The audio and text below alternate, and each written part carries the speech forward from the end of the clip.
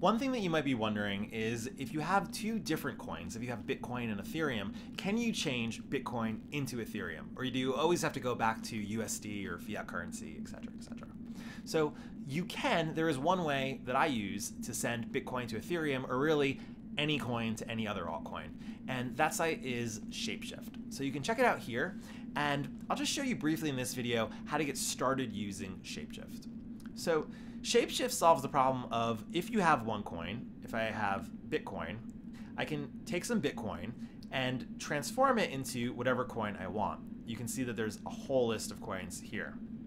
This is a good way if you wanted to send somebody money in a different coin, or if you wanted to invest in a different coin, you could, take your Bitcoin and transfer it to a different coin, obviously, right? So let's say I wanted to transfer some Bitcoin to Ethereum. Just search for Ethereum here on the list, Bitcoin Ethereum. And I'm given two options, quick and precise. I generally go with precise because precise will show you, if I click on precise, it will show me more precisely what the currency exchange rate is going to be and what I'm going to get. I've used quick before and usually it's fine, but maybe one time I wasn't so happy with the exchange. So with precise, you get to kind of see because it seems to vary from day to day and from coin to coin. So it allows you to more precisely make your decision on whether you want to go through with it. So I would do that. So if you go here, you can see that I'm taking my Bitcoin and the Ethereum. And let's say I wanted to exchange, I don't know, like this amount of Bitcoin. It will tell me that if I give this amount of Bitcoin, I will receive this amount of Ethereum on the other side. Where is the money coming from and going to? Well, of course, your Bitcoin or Ethereum wallet. So you're going to want to log into your wallet, whether that's with Coinbase or Trezor or wherever you have your money stored.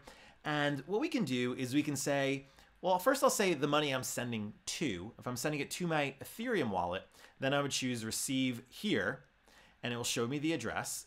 So I'll basically just take the address and paste it in where it says your Ether address, like that.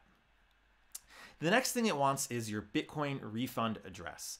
All your Bitcoin refund addresses is your Bitcoin address. So if you go to your wallet and you go to receive, it is going to make you a new wallet address. So you can put that in here. And basically you're putting that in here because if there's something that goes wrong, then it knows where it came from and it could send it back. Okay, so we have that set up there and we want to agree to terms. Now, first, I also want to check to make sure the amount of money that I'm sending is the right amount. One way that you can do that is you can take the amount here and we can use the site CoinMarketCap. If you go to /calculator here, I actually have it saved in my bookmarks because I go to it so often. So you can do that if you need. And then you can put any amount here. So I could put the amount in Bitcoin or basically choose any amount in Ether or whatever. But if I choose it in Bitcoin, BTC, it will tell me that I'm sending about $7 worth of USD from Bitcoin and then into Ether. So I'm sending about $7. I don't actually want to send that much, let's say. So I could just add a 0 here. And that's about 70 cents. All right, I'll send about 70 cents. So let's update this trade here. I can put that in there. And it's telling me I'm getting about this much in Ether on the other side. So to validate that that's the right amount that I want, I could put that here and say, well, what is that actually coming out to? Well, in this case, it looks like I'm only getting about 40 cents back in Ether. So that's not really that great of a conversion because I'm kind of losing 50% of the deal there. But the reason is because it's a really low transaction amount. If you were to do a larger amount, the transaction fee would probably still be about, I don't know, somewhere around 50 cents or $1 or something for this. So you do want to maybe check that out and just check what you're sending and what it's going to come back on the other end. And just, be careful and do your own research and work on this because you are sending money, right? And you can see the miner's fee up here. So you can see that when I do this transaction, it's telling me what I'm getting. But the miner's fee, what is that in Ether? The miner's fee in Ether is going to be, well, it's saying 0. That's E there. So the miner's fee, yeah, you can see is 28 cents in this case. Okay, so that's just what we know. Well, I'm just going to go ahead and do it just so you can see. If I start the transaction here, it should start it up for me and do that transaction. All right, so now you have about 10 minutes to make the transaction. And what that means is they give you this to address here. And now they're asking you to send this amount that you said of Bitcoin to this address. And when you do that, they'll take care of the conversion for you. So let's go ahead and do that. I'm going to come here. I'm going to send to that address, to this address here, right, this amount of Bitcoin. So I'll do that. This amount, I'm going to send of Bitcoin. Oh no, of, what am I doing? Bitcoin, which is about that much US dollars. And then I'm going to make a note just for myself, and I'm going to say sending from Coinbase to Shapeshift Ether, something like that. And then it's letting me know that there's a fee. So there's a fee when I'm sending this Bitcoin, it's $1, and that the whole thing is going to cost this much. And that's fine. I'll just go ahead and do that right now. All right, so I got that, and I'm going to confirm. And it's saying your transaction is on its way. Now, back in Shapeshift land, we're awaiting that deposit. So it's going to wait for that Bitcoin to arrive. And it might take a little bit. I've seen this take with certain currencies. I've seen it not arrive. I've seen problems. I've seen it take a few minutes. But it seems to be pretty quick this time. This is good. So the confirmation came in. And now we're waiting for the exchange.